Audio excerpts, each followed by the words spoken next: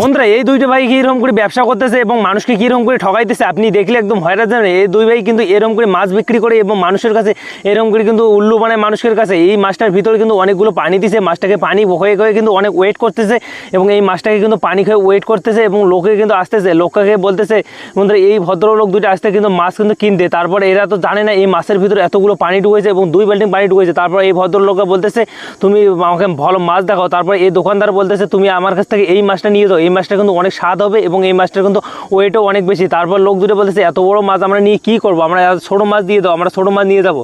তারপর এই দোকানদার ভাইটা বলতেছে না অবস্থা তুমি এই মাছগুলো বাদ দিয়ে দাও, তুমি বড় মাছ নিও, বড় মাছে কিন্তু অনেকগুলো স্বাদ এবং বড় মাছ খেতে কিন্তু অনেক মজা। তারপর লোকটা বলতেছে ঠিক আছে তুমি এই মাছটাই নিয়ে যাও ওস্তাদ।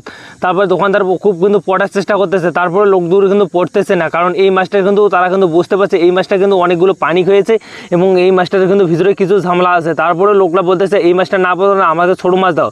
তারপর এই দোকানদার ভাই দুটো বলতেছে না ওস্তাদ তুমি এই মাছটা নিয়ে দাও, আমি তোমাকে কম প্রাইসে দেবো, এই মাছটা নিয়ে গেলে তুমি অনেক স্বাদ পাবে এবং বিবি তোমার যতগুলো আছে সবাই কিন্তু খেয়ে কিন্তু স্বাদ পাবে। তারপর লোক দুটো কিন্তু মানতেছে না এবং বলতেছে আমরা কিন্তু ছোটো মাছ নিয়ে দেবো, এত বড়ো মাছ নিয়ে আমরা কী করবো, আমাদের বাড়িতে কিন্তু অতগুলো লোক নেই। তারপরেও কিন্তু লোক দুটো বলতেছে আমাকে ছোটো মাছ দিয়ে দাও ভাই আমি চলে যাবো। তারপরে বলতেছে দোস্তা তুমি এই বড় মাছটা নিয়ে যাও, তোমার জন্য আমি অফার রাখবো, তাড়াতাড়ি